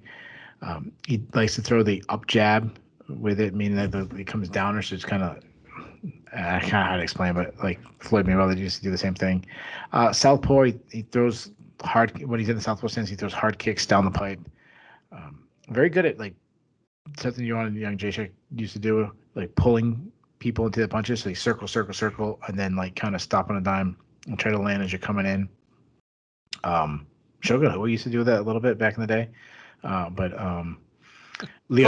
Crow Cop would run people into his head kick that way. Crow Cop, yeah, Crow Cop's perfect. Lyoto Machida is another one. Lyoto Machida would do it. That's something he likes to do. Good calf kicks. That was like he destroyed Anthony Smith with the calf kicks. But he lacks power for a guy light heavyweight. He's not a big like puncher in the division. Not a big, doesn't generate power. More of a winning rounds. But he's a good grappler. Like he can get some takedowns. You don't see it too much, but he'll drop down for takedown. It's funny because to me, like we've broke down fights on the card, and I have less to say about this main event than a lot of the other fights. Because to me, it's really simple. I think Rakic is probably the better fighter at this point. I think he's faster. I think he has better movement. But I'm really worried about him getting tagged with just the one big shot from Blachowicz, especially because he backs up on the center line and he kind of will put himself against the cage. But I'm going to go with my gut pick, and I think Blachowicz really showed some signs of possibly slowing down. Like it could be all wrong. It could have just been a bad stylistic matchup in Glover Teixeira, or it wouldn't shock me if Blachowicz just suddenly we see him going on a 3-4 fight losing streak and it's all over. And then you tell me he's got a neck injury. I mean, you saw what that did to Tito Ortiz when he had his neck surgery. He was never, and again, there might be more to that, but like one time, Chris Weidman, Weidman, Tito Ortiz are the two examples of guys having neck surgeries. Just never. I'm not saying he had neck surgery, but just the neck injury, never the same. I think Rakic is going to use movement and beat Blachowicz to the punch. I think he might even mix in a takedown, which I think would be smart of him. I have zero confidence in my pick, and he's going to have to. The deeper the fight goes on, I think the more it favors Rakic. He's going to have to avoid the big shot, especially early. And if Blachowicz knocks him out super quick in the first round, like it wouldn't shock me at all. But I'm taking Rakic. I'm taking Rakic by decision. You're convincing enough that like it made me start to like doubt. I should have gone first on this. I think I said this ahead of at least the Teixeira fight, maybe even the fight before that, the Adesanya fight. But Jan Blachowicz is one of the more underestimated top fighters in the modern history of the UFC. You mentioned the Cummins fight where he got out wrestled by Pat Cummins, and you could make an argument at that point that he was the worst wrestler in the UFC light heavyweight division. But he was basically a pick'em with Cummins. After that, he was the underdog in like his next 10 straight fights, all the way to winning the title. Let me give you some of these names. He was an underdog against Devin Clark. He was an underdog against Jared Cannonier, Jimmy Manuwa, Nikita Krylov, Thiago Santos. He was an underdog. He was a 2-1 underdog against Luke Rockhold, moving up to 205 for the first time off of a string of knockout losses. Like the most questionable Luke Rockhold imaginable was like minus 250 against him. Like, okay, no, he was favored against Jacare, but then he won the title. Dominic Reyes was a minus 250 favorite against him. Israel Adesanya, coming up from middleweight, almost a 3-1 favorite over him. Like, and the guy just kept winning. Then he's finally a favorite against Teixeira and loses. Maybe this guy is just, maybe this is all a long con and he's just there to like break all the sports books. It's sorry to interrupt you, but it's funny you said like, so the two fights was Jacare and Glover Teixeira was the two fights he was favored. And he the lost Jacare fight. And that was he won, but it was a terrible performance by him in that fight. Yep. And then he looked ridiculously bad against Glover Teixeira. Yep. And that's honestly what it all comes down to. Was that just a bad stylistic matchup, a bad camp, just a night that he was flat for whatever reason, or was it the beginning of a decline for a 38-year-old guy who had 25 fights before he ever got to the UFC? Because if that was if that was just a one-off hiccup and he has a couple more fights left in him at kind of his level of the past couple of years, I think this is a very winnable fight against Rakic. You made a couple of points that kind of reinforced that for me. Rakic can be deliberate. He can, be kind of low volume, low output, doesn't really doesn't really step on the gas hard. Like his last two fights were just rough watching. He's the fit guy walking the 5K. Yeah. Well, and it's funny that his name is Rocket and he's just more like, a real sensible Ford Escort in terms of how sexy and appealing the fight style is. You made the point that he has some finishes, but they're mostly due to attrition. He doesn't have a whole lot of one-shot power, which is kind of surprising for a guy that's as huge as he is and just as jacked. But I see this as a fight where if Blachowicz wins, obviously if he gets a finish, then it's all over. And if he does, it's probably in the first 2 rounds. But Blachowicz could get outlanded, but win rounds off of bursts of offense because Rakic just isn't going to outland him 5-1. He's not that guy. Like Rakic's style is kind of built to win close rounds. And I could see Blachowicz racking up the first couple of rounds by maybe he knocks down Rakic, kind of like in our main event just a couple weeks ago, where Font outlanded Vera by 100 strikes over 5 rounds, but Vera kept knocking him down in the last 30 seconds of a round, and and winning those rounds. I could see that kind of thing out of Blachowicz, and I'm leaning on the Teixeira fight was a terrible performance. Blachowicz is going to decline at some point, but maybe it's not just yet. And give me Blachowicz to win a decision over Rakic, where maybe he's even close to finishing it sometime in the first couple rounds. I wouldn't be surprised to see him try to work his ground game against Rakic. It'll be probably better for his gas tank if he can spend some time on top, but he could also hurt him on the feet. Rakic is probably coming back and has the momentum at the end of it, but it's not enough. Blachowicz wins, 48-47. Let me ask you this. Who do you think the UFC wants to win? Or does it really not matter? I think they probably slightly favor Blachowicz. Yeah, I think so. Blachowicz, he was getting a little buzz about him. He was getting a little marketability about him.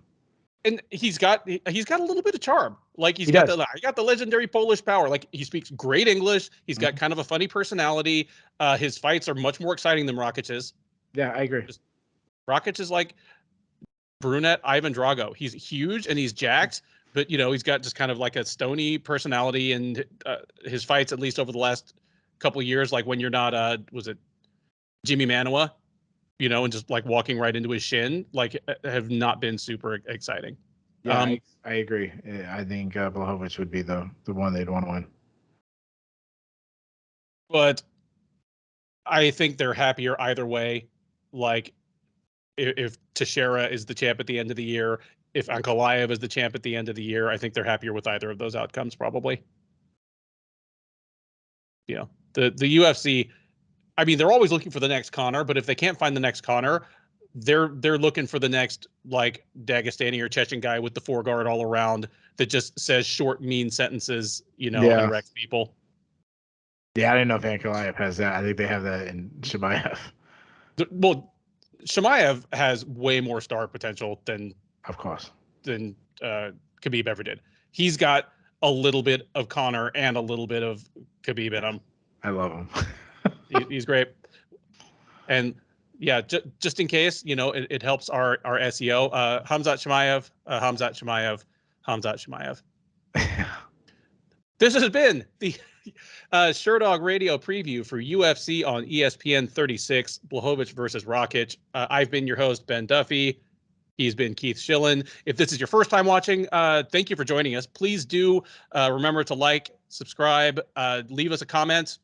Keith and I both monitor, and we will usually be pretty prompt in responding. Sometimes we both respond through the Sherdog account, and then it sounds like somebody's having a conversation with himself, which is always enjoyable. I've been trying to do for my personal one. I'm trying, but I forget. But more importantly, join us on the recap. We do a live recap after every UFC card, basically. So 10 or 15 minutes after this main event, we'll be live on the Sherdog YouTube page. You can also find a link just on the Sherdog.com front page where Keith takes the producer's chair. He'll be running us through this whole card, top to bottom. We'll talk about what was good, what was bad, what was controversial. There's always something. what's next for the winners as well as the losers, which of these people should be cut, who will be cut, all that stuff. But the live chat is open during that recap. So we're taking your questions. We're taking your comments. It's a very interactive community there. People are talking to each other. And just, we really enjoy it. It's one of the highlights of my week, I know, and Keith has said the same. So we do hope you'll join us. But between now and then, enjoy the rest of your week, enjoy the fights, and thank you for listening.